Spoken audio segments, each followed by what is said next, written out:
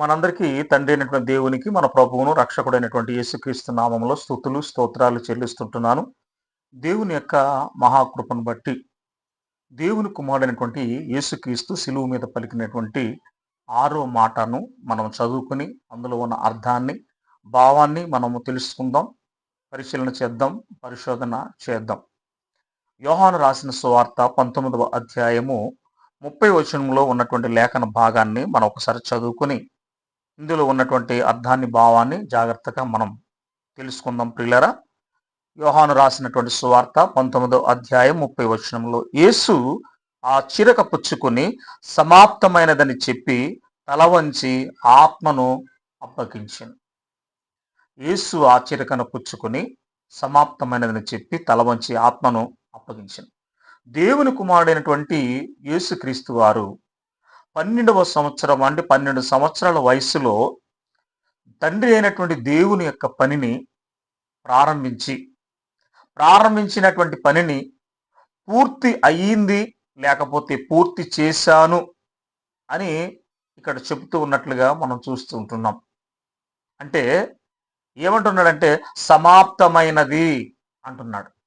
అంటే దేవుని కుమారుని యేసుక్రీస్తు 12 సంవత్సరముల వయసులో తండ్రి అయిన దేవుని యొక్క పనిని ప్రారంభించినటువంటి పనిని సంపూర్ణముగా పూర్తి అయ్యింది, పూర్తి చేశాను అని ఇక్కడ చెప్తున్నట్లుగా మనం చూస్తూ ఉంటున్నాం. అంటే పైన మరి వ్రాయబడినటువంటి లేఖన భాగాన్ని బట్టి సమాప్తమైనవని తెలుసుకోవడం వేరే ప్రియులారా, చెప్పడం వేరే. ఇక్కడ దేవుని కుమారుని యేసుక్రీస్తు సమాప్తమైనదని చెప్పి, సమాప్తమైనదని తెలుసుకోవడం వేరే, సమాప్తమైనదని చెప్పడం వేరే. సమాప్తమైనవని ఎరిగి ఇంకా ఒకవేళ నేను బ్రతికి ఉండగా ఇంకా ఏమైనా ఒకవేళ పనులు ఇంకా నీ తండ్రి అయిన దేవుడు తనకు అప్పగించిన పని దేవుని కుమారుని యేసుక్రీస్తు చేయడానికి ఒకవేళ మిగిలి ఉంటే వాటిని కూడా పూర్తి చేసి అప్పుడు సమాప్తమైనది అంటే వాస్తవంగా తను 100% తండ్రి అయిన దేవుని సంకల్పం, తండ్రి అయిన దేవుని యొక్క చిత్తం, తన గూర్చి వ్రాయబడినటువంటి అన్ని కూడా మరి పూర్తి చేసి సమాప్తమైనది అని అంటున్నాడు. అంటే ఇక ఏమీ మిగలలేదు అని చెప్పడం ఇది చాలా ప్రాముఖ్యమైనటువంటిది. తండ్రి అయిన దేవుడు కుమారుడన్న క్రీస్తుకు ఇచ్చినటువంటి పని ఏదైతే ఉన్నదో ఆ పనిని ఆయన సంపూర్ణముగా నెరవేర్చి సమాప్తమైనది అని చెప్పినట్లుగా ఇక్కడ మనం చూస్తున్నాం. మరి తండ్రి అయిన దేవుడు మరి తన కుమారుడైన యేసుక్రీస్తును గూర్చి మనము చెప్పడానికి తండ్రి అయిన దేవుడు నీకు నాకు సర్వ మానవాళికి ఇచ్చినటువంటి దేవుని యొక్క పనిని మనలో ఎంతమంది మనము పూర్తి చేశాను అని మనం చెప్తూ ఉన్నాం. ఒకసారి చాలా జాగ్రత్తగా ఆలోచించాలి. అన్ని పనులు మనం చేసుకుంటాం, ఏ పని కూడా వెనకబెట్టమండి. ఎందుకంటే మానవ జీవితంలో మనకు అవసరమైన ప్రతి పనిని సంపూర్ణముగా నెరవేరుస్తాం, సంపూర్ణముగా పూర్తి చేస్తాం. కానీ దేవుని పనిని మాత్రం చాలామంది సంపూర్ణముగా చెయ్యలేకపోతూ ఉన్నారు. నేను చెయ్యలేకపోతూ ఉన్నాను, చెయ్యాలనే ఆశ ఉన్నది కానీ నా వల్ల కావటం లేదు, నేను చేయలేకపోతున్నాను, ఎందుకో నాకు తెలియటం లేదు అని అంటున్నాడు. ఎందుకంటే ఈ పని చేయాలని ఒక మనస్సు మనకు ఉండాలి, ఈ పని చేయాలనే ఆలోచన మనకు ఉండాలి. గొప్పదైనటువంటి ఈ దేవుని పనిని మనము పూర్తి చేయాలనేటువంటి ఆలోచన, తలంపు, ఊహ మనకు ఉన్నట్లయితే సంపూర్ణముగా ఆ పనిని నెరవేర్చడానికి అవకాశం ఉంటుందని లేఖనం ద్వారా మనం తెలుసుకుంటున్నాం. అందుకనే దేవుని కుమారుడు యేసుక్రీస్తు తండ్రి అయిన దేవుడు తనకి ఇచ్చినటువంటి పనిని సంపూర్ణముగా పూర్తి చేసి ఇంకా చేయడానికి ఇది ఇంకా మిగిలి లేదు, అందుకనే సమాప్తమైనది అని ఆయన చెప్పాడు. అలాగే దేవుడు తన పనిలో నిన్ను ముందుకు నడిపించడానికి ఆ పనిని, దేవుడు మనకిచ్చినటువంటి పనిని ఎంతవరకు మనము సంపూర్తి చేసి నేను కూడా నీవు నాకు ఇచ్చిన పనిని చేశాను, సమాప్తమైనది అని నేను మన జీవితంలో చెప్పడానికే దేవుని కుమారుని యేసుక్రీస్తు శిలువ మీద ఈ మాటను పలికి ఉన్నాడు. ఆయన పలికిన మాట సంవత్సరానికి ఒక్కసారి మనము జ్ఞాపకం చేసుకోవడం, పలకటం కాదు. ప్రతినిత్యము కూడా తండ్రి అయిన దేవుడు మనకిచ్చినటువంటి పనిని కుమారుడైన యేసుక్రీస్తు వలె పూర్తి చేసి, ఇదిగో అయ్యా నీవు నాకిచ్చిన పనిని నేను పూర్తి చేశాను. నీవు నాకిచ్చిన పని సమాప్తమైనది అని మనము ప్రతిరోజు మనం చెప్పగలగాలి. ఇక్కడ కీర్తనల గ్రంథం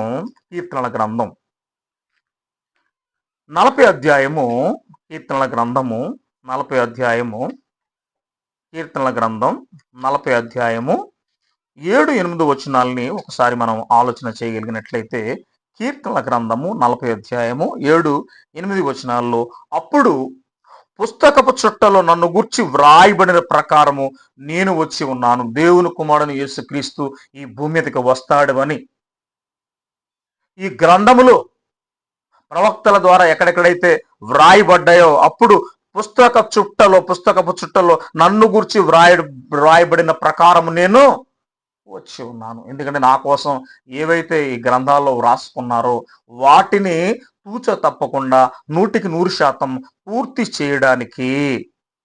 పూర్తి చేయడానికి వ్రాయబడిన ప్రకారము నేను వచ్చి ఉన్నాను. నా దేవా, నీ చిత్తము నెరవేర్చుట నాకు సంతోషము, నీ ధర్మశాస్త్రము నా ఆంతర్యములో ఉన్నది. నీ చిత్తము నెరవేర్చుట నాకు సంతోషం. దేవుని పని చేయడంలో ఉన్నటువంటి సంతోషం వేరండి. మనకు ధనముండి సంతోషం వేరే, లేకపోతే బంధువుల నుండి సంతోషం వేరే, ఇంకా ఏవో కలిగి ఉండి వాటి వలన మనకు వచ్చే సంతోషం వేరే. దేవుని వాక్యాన్ని ప్రకటించి ఆ వాక్యాన్ని మనము ఇతరులకు అందించి తండ్రి అయిన దేవుని పనిని సంపూర్ణం చేయటం అనేటువంటిది చాలా గొప్ప పని. అందుకనే నా దేవా, నీ చిత్తము నెరవేర్చుట నాకు ఎంతో సంతోషం. దేవుని కుమారుని యేసుక్రీస్తు ఎంత గొప్పగా చెప్తున్నాడు చూశారు ప్రియులారా. నా దేవా, నీ ఏమన్నాడు? నీ చిత్తము నెరవేర్చడం నాకు సంతోషము అంటున్నాడు.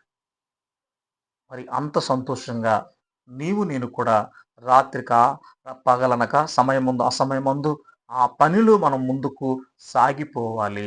సర్వలోకానికి వెళ్ళి సర్వ సృష్టికి క్రీస్తు సువార్తను మనం ప్రకటించాలి. యోహాను రాసిన సువార్త 17వ అధ్యాయము,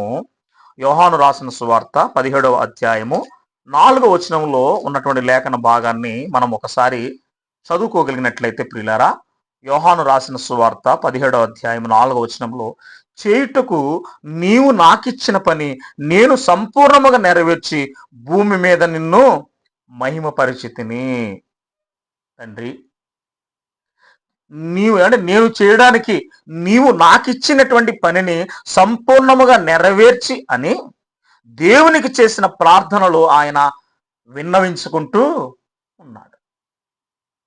దేవునికి కుమారుడిని యేసుక్రీస్తు ప్రార్థన చేస్తూ ఏం చెప్తున్నాడంటే, చేయుటకు నువ్వు నాకు ఇచ్చిన పని నేను సంపూర్ణముగా నెరవేర్చి, అంటే 100% తండ్రి అయిన దేవుడు కుమారుడికి నియమించినటువంటి పనిని సంపూర్ణముగా నెరవేర్చి భూమి మీద దేవుని కుమారుని యేసుక్రీస్తు తండ్రి అయిన దేవుణ్ణి మహిమపరిచినట్లుగా ఈ పరిశుద్ధ గ్రంథములో లేఖనములో ఇక్కడ మనం చూస్తూ ఉంటున్నాము. నీవు నాకు ఇచ్చినటువంటి పనిని సంపూర్ణంగా నెరవేర్చి అని దేవునికి చేసిన ప్రార్థనలో దేవుని కుమారుని యేసుక్రీస్తు విన్నవించుకుంటున్నట్లుగా మనం ఇక్కడ చూస్తున్నాం. అయితే దేవుని కుమారుని యేసుక్రీస్తు సిలువలో సమాప్తమైనదని బిగ్గరగా కేకవేసినట్లు చెప్పాడు. అంటే మనకు సాక్షార్థముగా వినిపించాలి.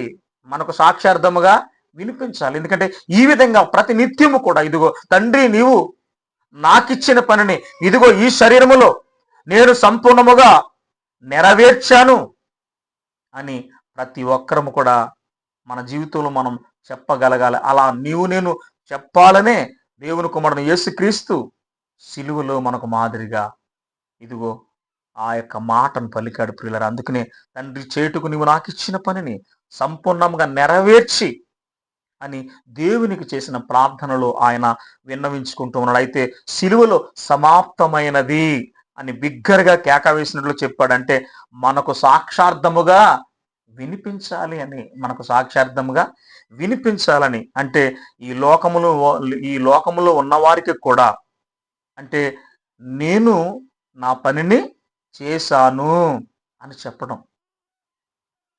తండ్రి నాకు అప్పగించిన పనిని నేను చేశాను అని చెప్పడం ప్రియులారా. నేను ఆ పనిని పూర్తి చేశాను. నేను అంటే ఈ లోకంలోని వారికి కూడా నా పని నేను చేశాను. మీరు కూడా మీకు ఇచ్చిన పనిని మీరు సంపూర్ణము చేసి చూపించడని చెప్పడం కొరకే ఈ మాటలో ఉన్నటువంటి ఒక ప్రత్యేకత ప్రియులారా. ఎందుకంటే దేవుని కుమారుడు యేసుక్రీస్తు సిలువలో మరణించక ముందు సిలువలో పలికిన మాట సమాప్తమైనదని ఆయన చెప్పాడు. అందుకనే ఎక్కడెక్కడ ఎలా ఆ పనిని సంపూర్ణం చేశాడో, సమాప్తం చేశాడో మనకు చెబుతూ ఉంటున్నాడు.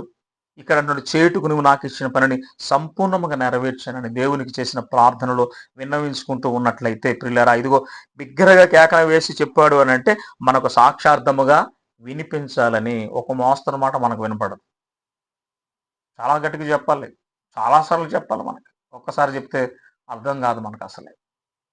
అందుకని చెప్తున్నాడు, ఈ లోకంలోని ఉన్న వారికి కూడా వినిపించేటట్లుగా ఏమంటున్నాడంటే నా పనిని నేను చేశాను. మరి దేవుడు మీకు ఇచ్చినటువంటి పనిని మీరు కూడా సంపూర్తి చేసి చూపించండి అని చెప్పడం కోసమే ఈ మాటను దేవుని కుమారుడు యేసుక్రీస్తు సిలువలో పలికినట్లుగా మనం చూస్తూ ఉంటున్నాము. పిల్లరా, యోహాను రాసినటువంటి సువార్త 6వ అధ్యాయము, యోహాను రాసినటువంటి సువార్త 6వ అధ్యాయము 38వ వచనంలో ఉన్నటువంటి లేఖన భాగాన్ని ఒకసారి మనం చూసుకుందాం ప్రియులరా. యోహాను రాసినటువంటి సువార్త 6వ అధ్యాయము 38వ వచనం అండి. 6వ అధ్యాయం 38వ వచనంలో, నా ఇష్టము నెరవేర్చుకున్నట్టుకు నేను రాలేదు, నన్ను పంపిన వాని చిత్తము నెరవేర్చుటకే పరలోకము నుండి నేను దిగి వచ్చి తిని అంటున్నాడు. ఎక్కడి నుంచి వచ్చాడట? పరలోకము నుండి దిగి వచ్చి తిని. ఏమంటున్నాడు? నా ఇష్టము నెరవేర్చుకోవడానికి నేను రాలేదు. లోకములో ఉన్న వారంతా కూడా వారి ఇష్టాలను నెరవేర్చుకోవడానికి బ్రతుకుతూ ఉన్నారు, వారి ఇష్టాలను నెరవేర్చుకోవడానికి జీవిస్తూ ఉన్నారు.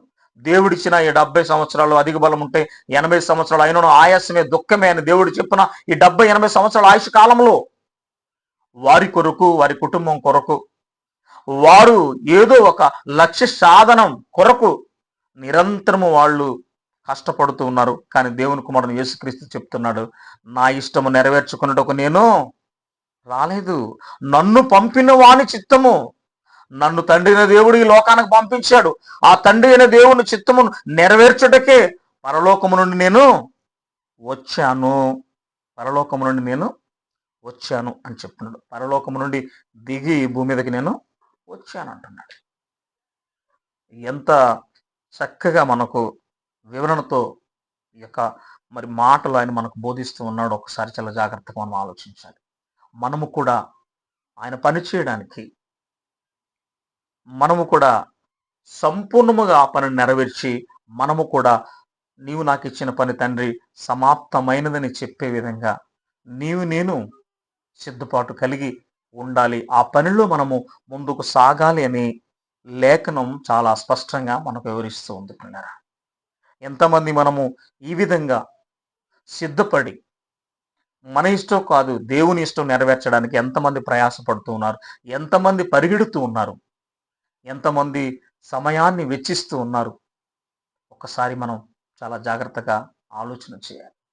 సమయమును పోనీయక మీరు సద్వినియోగము చేసుకొనొచ్చు, అజ్ఞానుల వలె కాక జ్ఞానుల వలె నడుచుకున్నట్లు మీరు జాగ్రత్త కలిగి ఉండమని చెప్పాడు. సమయాన్ని సద్వినియోగపరుచుకొని ఆయన చిత్తాన్ని, ఆయన సంకల్పాన్ని మనం నెరవేర్చేవారుగా ఉంటున్నామా, లేకపోతే ఆయన యొక్క చిత్తాన్ని, ఆయన సంకల్పాన్ని నెరవేర్చక మన ఇష్టానుసారంగా మనం బ్రతుకుతూ, మనం జీవిస్తూ ఉన్నామా? ఒకసారి చాలా జాగ్రత్తగా మనం ఆలోచించుకోవాలి ప్రియులారా. అయితే అపోస్తలుడైనటువంటి పౌలు తిమోతికి రాసినటువంటి 2వ పత్రిక 4వ అధ్యాయము 1 నుంచి మరి మనము 8 వచనాల్లో ఉన్నటువంటి కొన్ని విషయాలను మనం కనుక తెలుసుకోగలిగినట్లయితే, దేవుని ఎదుటను సజీవులకును మృతులకును తీర్పు తీర్చు క్రీస్తు యేసు ఎదుటను ఆయన ప్రత్యక్షత తోడు, ఆయన రాజ్యము తోడు నేను ఆనబెట్టు చెప్పున్నదేమనగా, వాక్యమును ప్రకటించుము, సమయమందు అసమయమందును ప్రయాసపడము, సంపూర్ణమైన దీర్ఘశాంతముతో ఉపదేశించుచు, ఖండించుము, గద్దించుము, బుద్ధి చెప్పుము. ఎందుకనగా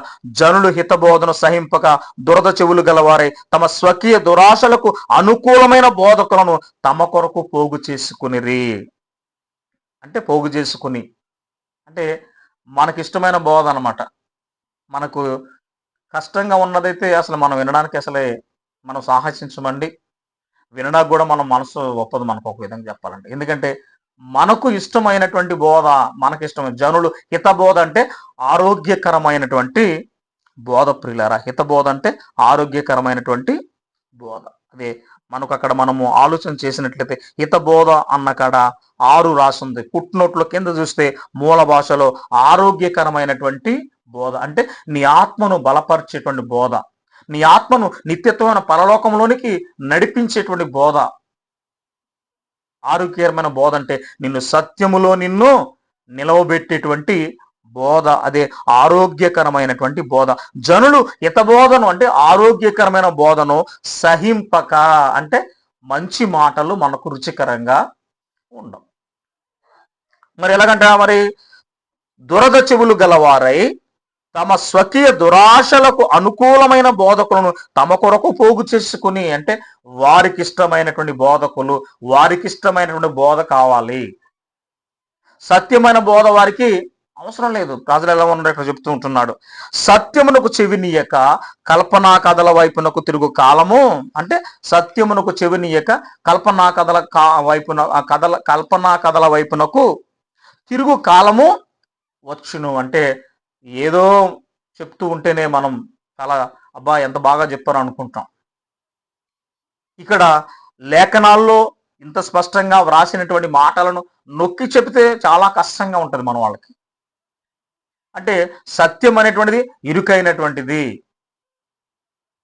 అసత్యం అంటే చాలా, అంటే మనం చెవులు కోసుకుంటాం అంటారా చూసారా, అట్లా. అందుకనే జనులు హితబోధన సహింపక దురద చెవులు గలవారై తమకు తమ స్వకీయ దురాశలకు అనుకూలమైనటువంటి బోధ, వారికి అనుకూలమైన బోధ కావాలి తప్ప దేవుని సంకల్పాన్ని నెరవేర్చేటువంటి బోధ, సత్యంలో నిలబెట్టేటువంటి బోధ, నిత్యత్వమైనటువంటి పరలోకానికి నిన్ను నడిపించేటువంటి బోధ అవసరం లేదు ఇవాళ చాలా మంది. అందుకని సత్యమున్నకు చెవినీయక, అంటే సత్యం అంటేనే అసత్యము, అసత్యమైన మాటలు అంటేనే చెవులు కోసుకుంటారు. ఆ కల్పనా కథల వైపు తిరుగు కాలము వచ్చును. అయితే నీవు అన్ని విషయంలో మితముగా ఉండము, శ్రమపడము, స్వార్థకును పని చేయము, నీ పరిచర్యను సంపూర్ణముగా జరిగించుము. అన్ని విషయాల్లో నువ్వు మితంగా ఉండు, శ్రమపడు. దేవుని వాక్యము ప్రకటించడం కోసం నువ్వు శ్రమపడు. సువార్తికుని యొక్క పని చేయి, సువార్త ప్రకటించు. నీ పరిచర్యను సంపూర్ణముగా నీవు జరిగించాలి. నీ శరీరంలో నువ్వు ఉన్నంత వరకు. ఇదిగో దేవుని కుమారుని యేసుక్రీస్తు ఏమంటాడంటే, చేటుకు నీవు నాకు ఇచ్చిన పని సంపూర్ణంగా నెరవేర్చి భూమి మీద నేను నిన్ను మహిమపరిచాను అని చెప్పాడు. ఇక్కడేమన్నాడు, నువ్వు దేవుని యొక్క పని కోసం శ్రమపడు, స్వార్థకును పని చేయి, నీ పరిచర్యను సంపూర్ణముగా నీవు జరిగించు. నీ పరిచర్యను నీవు సంపూర్ణముగా జరిగించు. సమస్యలు, ఇరుకులు, ఇబ్బందులు, వ్యాధి బాధలు ఎన్నో వస్తాయి. అయినప్పటికీ నీవు పరిచర్యను ఏం చేయాలట, సంపూర్ణముగా నీవు జరిగించేటువంటి విధంగా ఉండాలి. దేవుని కుమారుడు యేసుక్రీస్తు సంపూర్ణముగా నెరవేర్చి భూమి మీద నేను మహిమపరిచని ఎలా చెప్పాడో అలాగ మనము దేవుని వాక్యం కొరకు శ్రమ పడాలి. సువార్తికుని యొక్క పరిచర్య అంటే పని చెయ్యాలి. నీ యొక్క పరిచర్యను సంపూర్ణముగా జరిగించాలి. ఎన్ని ఆటంకాలు, అవరోధాలు వచ్చినా ఆగిపోకుండా దేవుని పనిలో నువ్వు ఎప్పటికీ సాగిపోతూనే ఉండాలి. ఆగిపోకూడదు పిల్లరా, సాగిపోతూనే ఉండాలి. కష్టాలు, కన్నీళ్లు, ఇరుకులు, ఇబ్బందులు ఇవన్నీ సర్వసాధారణం. మన జీవితంలో ఆ వస్తాయి, అలా వెళ్ళిపోతే ఎప్పటికీ మన జీవితంలో ఉండవండి. కానీ ఇదిగో నీవు దేవుని యొక్క పని విషయంలో దేవుని వాక్యము కొరకు శ్రమపడు, స్వార్థకు నువ్వు పనిచేయి, నీ పరిచయను సంపూర్ణముగా నువ్వు జరిగించు. నేనిప్పుడే పానార్పణముగా పోయబడుచున్నాను, నేను వెడలిపోవు కాలము సమీపమై ఉన్నది, మంచి పోరాటము పోరాడి తిని నా పరుగు కడముట్టించి తిని. పౌలు చెప్తున్నాడు. ఎలాగంటున్నాడు అంటే, నేను వెడలిపోవు కాలము సమీపమై ఉన్నది. ఎందుకంటే ఇంతకుముందు మనం అనుకున్నట్లుగా మానవ ఆయుష్కాలం 70 సంవత్సరాలు, అధిక బలం ఉన్న 80 సంవత్సరాలు అయిన ఆయాసమే దుఃఖమే. ఏదో ఒక దినాన్ని ముందు వెనుకలుగా మనం ఈ లోకాన్ని విడిచి వెళ్ళిపోవాలి. అందుకే నేను చెప్తున్నాడు, నేను వెడలిపు కాలము సమీపమైనది, మంచి పోరాటము పోరాడి తిని, నా పరుగును కడముట్టించి తిని. ఎందుకంటే దేవుడు నాకు ఇచ్చినటువంటి పని ఏదైతే ఉన్నదో, పౌలు గారు చెప్తున్నాడు, నాకు ఇచ్చిన పనిని నేను ఎందుకంటే మంచి పోరాటం పోరాడి నా పరుగును నేను కడముట్టించి తిని విశ్వాసమును కాపాడుకుంటుని. నీ విశ్వాసం నువ్వు కాపాడుకోవాలి. అనేకుల విశ్వాసాన్ని కూడా నువ్వు కాపాడేవారుగా ఉండాలి. అనేకుల విశ్వాసాన్ని బలపరిచేవారుగా నీవు ఉండాలి. అందుకు నువ్వు శ్రమ పడాలి. సువార్తకుని పని చేయాలి. తర్వాత నీ పరిచయను సంపూర్ణముగా నీవు జరిగించాలి. అందుకనే విశ్వాసమును కాపాడుకుంటుని ఇక మీదట నా కొరకు నీతి కిరీటము ఉంచబడి ఉన్నది.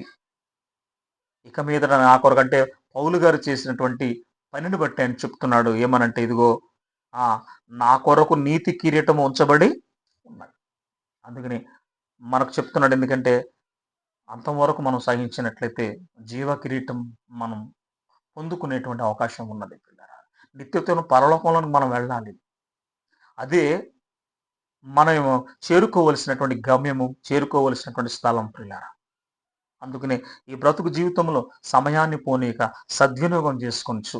దేవుని కుమారుడు యేసుక్రీస్తు తండ్రి అయిన దేవుని యొక్క పనిని ఇలా సంపూర్ణం చేశాడో, నీవు నేను కూడా అలా ఆ పనిని సంపూర్ణము మనం చేయగలగల అని చెప్తున్నాడు.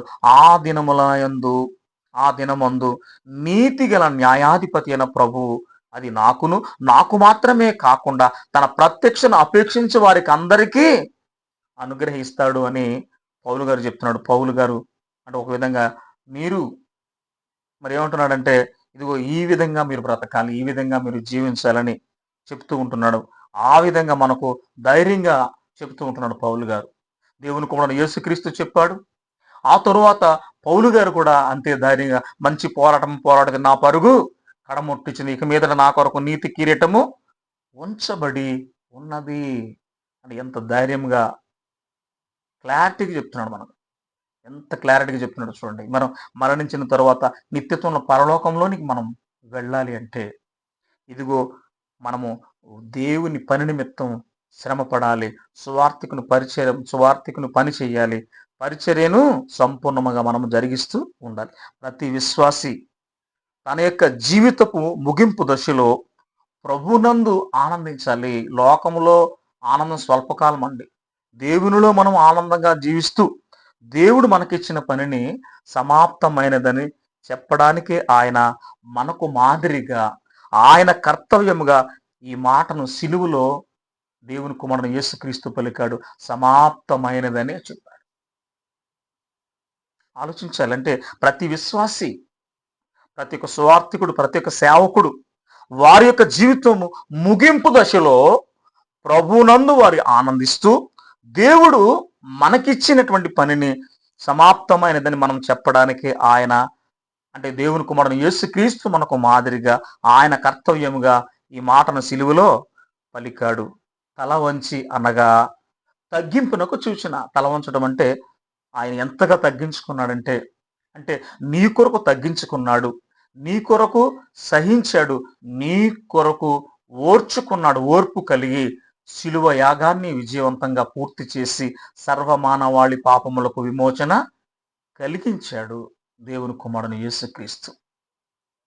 ఎవరైనా మన ప్రాణాన్ని ఎవరికొరకం పెట్టమండి, కానీ ఒకే ఒక వ్యక్తి, ఆయన దేవుని కుమారుడు యేసుక్రీస్తు తన ప్రాణమును మన కొరకు సిలువలో పెట్టి, మన పాపములకు ప్రాయశ్చిత్తంగా తన ప్రాణమును సిలువలో పెట్టి మన పాపములకు ఆయన విమోచన కలిగించాడు. అందుకనే ఆయన కర్తవ్యంగా ఈ మాట పలికాడు. తల వంచి అన్నాడు. తల వంచి అంటే ఒక విధంగా మనం ఆలోచన చేస్తే తగ్గింపునకు సూచన. ఇందులో ఉన్న పరమార్థాన్ని మనం ప్రతి దినము, ప్రతి క్షణం ఈ మాటల ప్రకారము చేయవలసిన అవసరాన్ని దేవుని కుమారుడు యేసుక్రీస్తు గుర్తు చేసుకుని అనేకులకు మనము వినిపించాలి. ఈ విధంగా మనం, ఎందుకంటే ఏ విధంగా ఆయన ప్రకటించాడు, ఏ విధంగా ఆ మాట చెప్పాడు అంటే, నీవు కూడా ఈ మాటను చెప్పి నీవు కూడా నీ జీవితంలో ఆ మాటను సంపూర్ణము చేయడానికే ఇదిగో మాదిరిగా ఆయన యొక్క కర్తవ్యంగా ఈ మాటను సిలువలో పలికాడు. అంటే అక్కడ చెప్తున్న మాట ఏంటంటే, ఇందులో ఉన్న పరమార్థాన్ని మనం ప్రతిరోజు ప్రతి క్షణము కూడా ఈ మాటల ప్రకారము చేయవలసిన అవసరతమును, అంటే ప్రతిరోజు నువ్వు చెయ్యాలి, ప్రతిరోజు నువ్వు చెప్పాలి అనే అవసరాన్ని తాను గుర్తుంచుకొని, అంటే మనం గుర్తుంచుకోవాలి, ఆయన గుర్తుంచుకొని, గుర్తు చేసుకొని, అంటే ఆయన గుర్తుంచుకొని మనకు చెప్పాడు, అది గుర్తు చేసుకొని అనేకులకు మనము ఈ మాటలు వినిపించాలి. అయితే పేతురు రాసిన రెండో పత్రిక మొదటి అధ్యాయము, పేతురు రాసిన రెండో పత్రిక మొదటి అధ్యాయము 13-16 వచనాల్లో ఉన్నటువంటి లేఖన భాగాన్ని మనం చూస్తే ప్రియులారా, పేతురు రాసిన రెండో పత్రిక మొదటి అధ్యాయం 13-16 వచనాలు. మరియు మన ప్రభువైన యేసుక్రీస్తు నాకు సూచించిన ప్రకారము నా గుడారమును త్వరగా విడిచిపెట్టవలసి ఉన్నదని ఎరిగి, నేను ఈ గుడారములో ఉన్నంత కాలము ఈ సంగతులను జ్ఞాపకము చేసి మిమ్మును రేపుట న్యాయమని ఎంచుకొనుచున్నాను.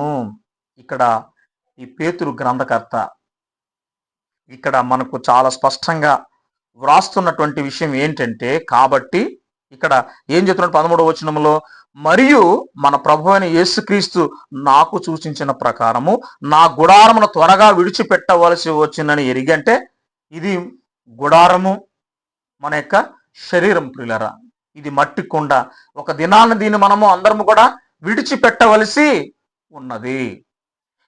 ఒక దినమున మనము ఈ శరీరాన్ని మనం విడిచిపెట్టాలి. ఎందుకంటే మన్నైనది వెనుకటి వల్లే మన్నైపోవును, ఆత్మ ఆయన దయచేసిన వాని మళ్ళా తిరిగి వెళ్ళాలి. అందుకనే నా గుడారమును త్వరగా విడిచిపెట్టవలసి వచ్చినని ఎరిగి, అంటే తెలుసుకుంటూ ఉన్నట్లుగా చెబుతున్నాం. అంటే పేతురు గారు చెప్తున్నాడు ఈ మాట ఏంటంటే, నా గుడారమును త్వరగా విడిచిపెట్టవలసి వచ్చినని ఎరిగి, నేను ఈ గుడారములో ఉన్నంత వరకు, అంటే నేను ఈ శరీరములో ఈ మట్టి కుండలో ఉన్నంత కాలము, ఉన్నంత వరకు ఈ సంగతులు, అంటే దేవుడు తనకు ఏవైతే చెప్పాడో ఆ సంగతులను జ్ఞాపకము చేసి మిమ్మును రేపుట న్యాయమని ఎంచుకొనుచున్నాను. అంటే మర్చిపోయే స్వభావం ఉన్నదన్నమాట.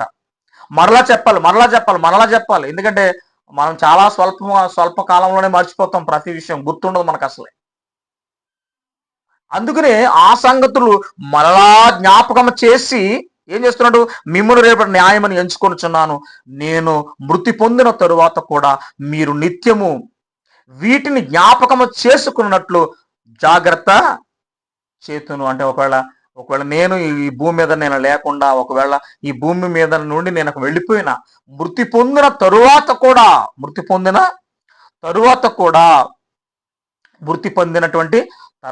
కూడా ఏమంటున్నాడంటే ప్రియులారా, మనం ఆలోచన చేస్తే మీరు నిత్యము వీటిని జ్ఞాపకం చేసుకున్నట్లు జాగ్రత్త నేను చేస్తాను.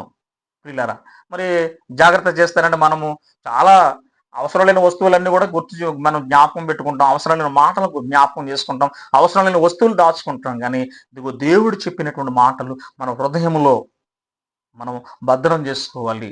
అందుకనే ఈ పేతురు గ్రంథకర్త రాస్తున్నాడు, ఎందుకంటే నేను ఈ గుడారంలో ఉన్నంత కాలము ఈ సంగతులను జ్ఞాపకం చేసి మిమ్మును రేపుట నేను న్యాయమును ఎంచుకొనుచున్నాను. నేను మృతి పొందిన తరువాత, అంటే ఆయన చనిపోయిన తరువాత కూడా మీరు నిత్యము వీటిని జ్ఞాపకం చేసుకున్నట్లు జాగ్రత్త చేయాలనగా, చమత్కారముగా కల్పించిన కథలను అనుసరించి మన ప్రభువైన యేసుక్రీస్తు యొక్క శక్తిని, ఆయన రాకడను మేము మీకు తెలుపలేదు గాని అంటున్నాడు. అంటే మేము మీకు, అంటే మనల్ని పిలిచిన దేవుని కుమారుని యేసుక్రీస్తు ఎలా పరిశుద్ధుడు అయినాడో ఒకసారి తెలుసుకోమంటున్నాడు, ఒకసారి చూడమని చెప్తూ ఉంటున్నాడు. ఆలోచించాలి. అందుకే మనం పరిశుద్ధులుగా బ్రతకాలి, నిర్దోషులుగా మనము బ్రతకాలి ప్రియులారా.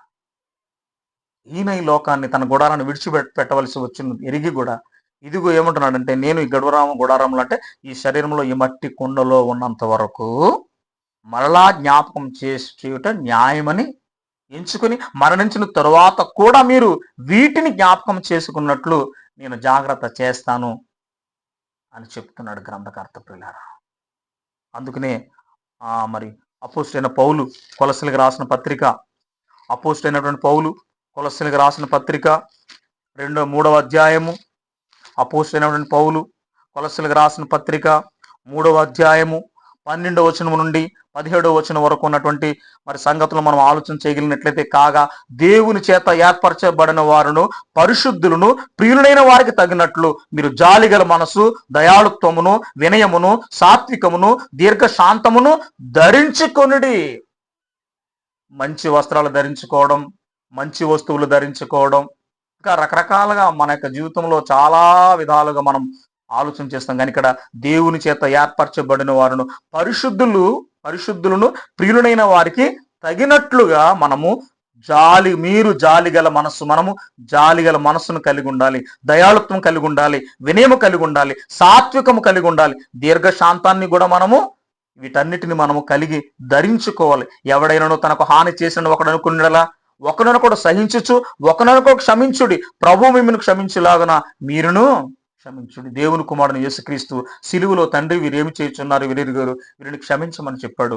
ఆ మాట విన్న నీవు కూడా ఇదిగో నీ ఎడల మరి అపకారం చేసిన వారిని కూడా నీవు కూడా ప్రతిదినము క్షమించే గుణం నీలో ఉండాలి. క్షమా గుణాన్ని మనం కలిగి ఉండాలి. ఒకరినొకరు ఏమంటున్నాడు, ఎవడైనా ఒకడు తనకు హాని చేసిన అనుకున్నాడలా ఒకడినొకడు సహించుకోవాలి. అంటే ఒకరినొకరు సహించాలి. మాట వలన లేకపోతే క్రియ వలన మన మనసు బాధ కలుగుతున్నా మనం ఏం చేయాలట, సహించుకుని ఒకరినొకడు క్షమించాలి. ప్రభు మిమ్మల్ని క్షమించిన లాగున మీరును క్షమించుడి. వీటన్నిటిపైన పరిపూర్ణత అనుబంధమైన ప్రేమను, వీటన్నిటికంటే కూడా నువ్వు ఎలా ఉండాలట, ప్రేమను ధరించుకోండి. క్రీస్తు అనుగ్రహించు సమాధానము మీ హృదయంలో ఏలుచుండనీయుడి. ఇందుకొరకు మీరు ఒక శరీరముగా పిలువబడితిరి మరియు కృతజ్ఞులై ఉండండి అని మనకు చెప్తూ ఉంటున్నాడు ప్రియులారా.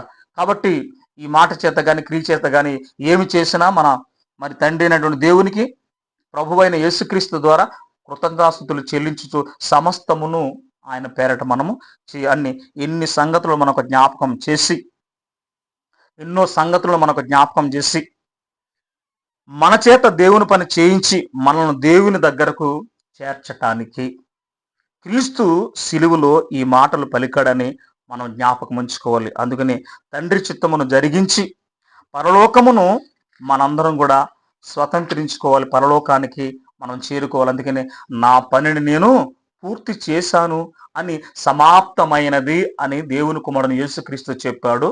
మనకు కూడా నియమించినటువంటి దేవుని యొక్క పనిని సంపూర్ణంగా నెరవేర్చి మనము కూడా ప్రతి దినము కూడా ఇదిగో సమాప్తమైనది దేవా, ఇదిగో తండ్రి నీవు నాకు అప్పగించిన పనిని ఈ దినం వరకు నేను సంపూర్ణము చేశాను అని మనము కూడా చెప్పాలి. మరి నేను ఎప్పుడు చెప్పాలి, చెప్పగలుగుతున్నామా లేదా? ఏ దినమున మనము ఈ లోకాన్ని విడిచి వెళతామో మనకు తెలియదు. కనుక బ్రతుకున్న దినములో, బ్రతుకున్న క్షణములో దేవుడు మనకు అప్పగించిన పనిని మనము పూర్తి చేసావా నీవు, లేకపోతే ఆ పని ఆగిపోయిందా? ఒకసారి ఆలోచించు. అంటే మనకు అప్పగించిన పని నువ్వు మరి ఏం చేసావు, సంపూర్ణం చేసావా లేకపోతే ఆగిపోయిందా? ప్రతి దినం నేను మనకు ఇచ్చిన పని పూర్తిగా మనము మరి నెరవేర్చాను అని మనం చెప్పేవారిగా ఉండాలి అని మనము ప్రతి క్షణం మనం చెప్పాలి. బ్రతికినంత కాలం మనం ఈ మాట చెబుతూనే ఉండాలి. అలా చెప్పడానికే సిలువ మీద క్రీస్తు ఈ మాటను పలికాడు. అందుకనే చివరిలో మత్తయి రాసిన సువార్త 7:21 ప్రభువా ప్రభువా నన్ను ప్రార్థించు ప్రతివాడు పరలోక రాజ్యములో ప్రవేశింపడు గాని నా తండ్రి చిత్త ప్రకారం చేయబడే పరలోక రాజ్యములో ప్రవేశించినని చెప్పాడు. కనుక ఆయన భూమి మీద నువ్వు నాకు ఇచ్చిన పనిని సంపూర్ణంగా నెరవేర్చి భూమి మీద నిన్ను మహింపరచని అన్నాడు. మనము కూడా ఈ యొక్క మరి భూమి మీద ఉన్నంత వరకు కూడా మనము కూడా ఆయన అప్పగించిన పనిని పూర్తి చేసావా, లేకపోతే ఆ పని ఆగిపోయిందా? అయ్యో మొదలు పెట్టానండి, సగంలోనే ఆగిపోయింది, ప్రారంభంలోనే ఆగిపోయిందని మనం చెప్తూ ఉంటాం. కానీ ప్రతి దినము నేను తండ్రినే దేవుడు మనకిచ్చిన పనిని పూర్తిగా మనము నెరవేర్చాలి. అలా నెరవేరుస్తూ మనం ప్రతి దినము కూడా ఇదిగో నేను సంపూర్ణముగా పనిని పూర్తి చేశాను అయ్యా, నువ్వు నాకు ఇచ్చిన పని సమాప్తమైనదని బ్రతికినంత కాలం కూడా మనం చెప్పాలి. అలా చెప్పడానికే సిలువ మీద దేవుని కుమారుని యేసుక్రీస్తు ఇదిగో 6వ మాటను సమాప్తమైనదని సిలువలో పలికాడు. ఆయన పలకటం కాదు, ప్రతినిత్యం నువ్వు కూడా పలకాలి, నీవు కూడా ఆయన పనిలో ముందుకు సాగాలి. ఆ విధంగా ప్రతిదినం ప్రతి క్షణం దేవుని వాక్యపులో మనము ముందుకు సాగిపోతూ మనము కూడా మన జీవితంలోని ఆఖరి క్షణం వరకు కూడా తండ్రి చిత్తాన్ని, తండ్రి సంకల్పాన్ని నెరవేర్చి ఈ భూమి మీద నువ్వు నాకు ఇచ్చిన పనిని సమాప్తము పూర్తి చేశాను అని చెప్పే విధంగా మనము ఈ భూమి మీద మరి బ్రతకాలని, దేవుని యొక్క కృపకు మనం పాత్రులమై ఈ పనిలో ఘనమైనటువంటి పాత్రలుగా వాడబడాలని ఈ మాటను క్రీస్తు మాత్రం చెప్పడమే కాదు, మనమందరం కూడా ప్రతినిత్యం ఈ మాటను చెబుతూ దేవుని పనిని సంపన్నం చేయడానికి ప్రయత్నం చేద్దాం, పనిని పూర్తి చేద్దాం. ఆ విధంగా మనము దేవుణ్ణి మహింపరుస్తూ ముందుకు సాగాలని కోరుకుంటూ మరి ఈ కొద్ది మాటలు నేను ముగిస్తున్నాను. కొద్ది మాటలు తండ్రి అయిన దేవుడు మన హృదయాల్లో బహుగా ఫలింప చేయను గాక. ప్రభు నామములో మీ అందరికీ వందనాలండి.